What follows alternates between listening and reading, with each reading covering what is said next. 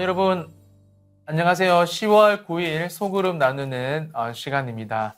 이제 아침 저녁으로 날씨가 쌀쌀하게까지 하는데요. 건강 유의하시기 바랍니다. 오늘 함께 나눌 본문 요수아 3장 14절에서 17절 말씀, 제목은 요단강을 건너다입니다. 여러분, 가나안 입성의 길은 이스라엘 백성들이 단 한 번도 가보지 않은 길이었습니다.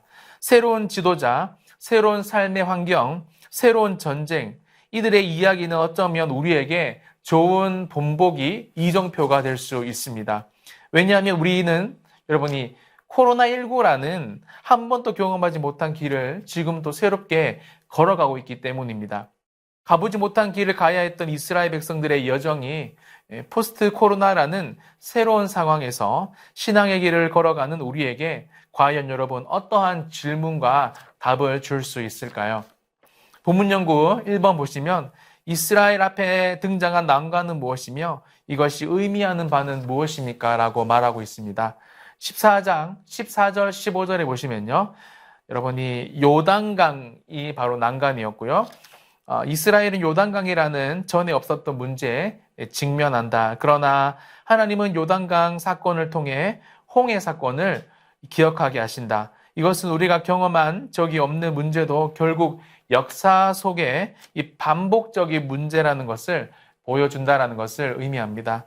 여러분, 누구나 우리가 평안하게 살기를 원하죠. 문제가 없기를 원합니다.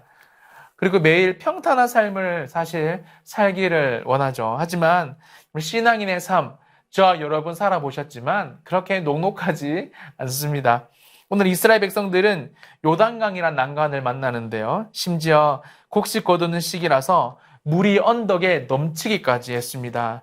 쉽게 말하면 이 강둑까지 물이 넘칠 만큼 물이 여러분 이 수위가 낮아도 건너가기가 힘든데 수위가 1년 중에 가장 높을 때 하필 하나님이 그때 건너가라고 하셨다라는 것입니다.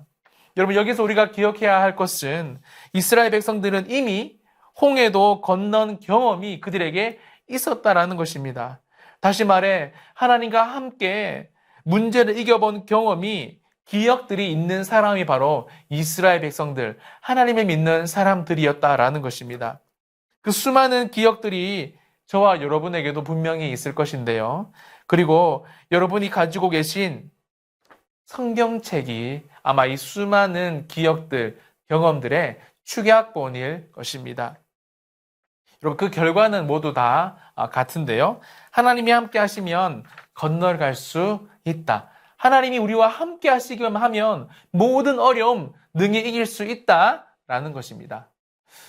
두 번째, 하나님께서 가장 앞서게 하신 것은 무엇이며 그 이유는 무엇입니까? 14절 보시면요. 언약궤입니다. 하나님은 홍해 사건을 재현하시는 현장에서 언약궤를 앞서게 하십니다. 이것은 홍해라는 과거의 문제와 요단강이라는 현재의 문제를 해결하실 유일한 분은 바로 우리 하나님이라는 사실을 이스라엘 백성들에게 상기시켜주는 역할을 한다는 것입니다. 여러분, 생각에 한 상상의 나래를 펼쳐 보십시오. 제사장들은 언약궤를 메고 백성들 앞에서 지금 걸어가고 있어요. 이스라엘 눈앞에는 여러분 아주 멀찍이 제사장들이 메고 가는 언약궤가 보였을 겁니다.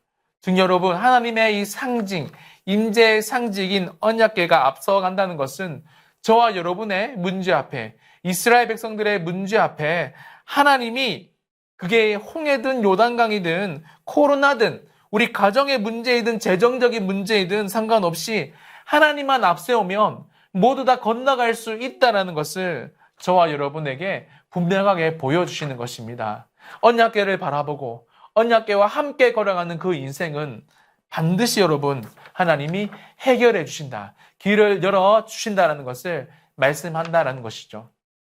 세 번째, 이스라엘 백성들은 어떤 마음으로 마른 땅을 건너갔을까요? 17절인데요. 하나님에 대한 더 확고해진 믿음, 감사와 찬양, 홍해와 요단 그리고 미래를 이끄실 하나님의 이 신실하심을 생각하면서 걸어갔을 겁니다. 눈을 잠깐 감아서 한번 여러분 상상해 보세요. 당연한 것 아니겠습니까? 16절에 보시면 흐르던 물이 끊어졌던 지명들이 쭉 나오는데요.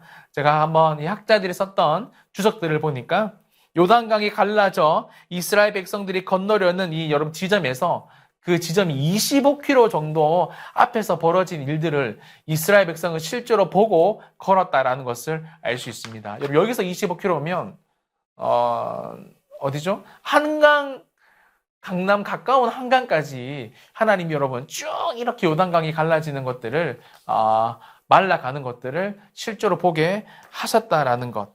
정말 엄청난 장관이었을 것입니다.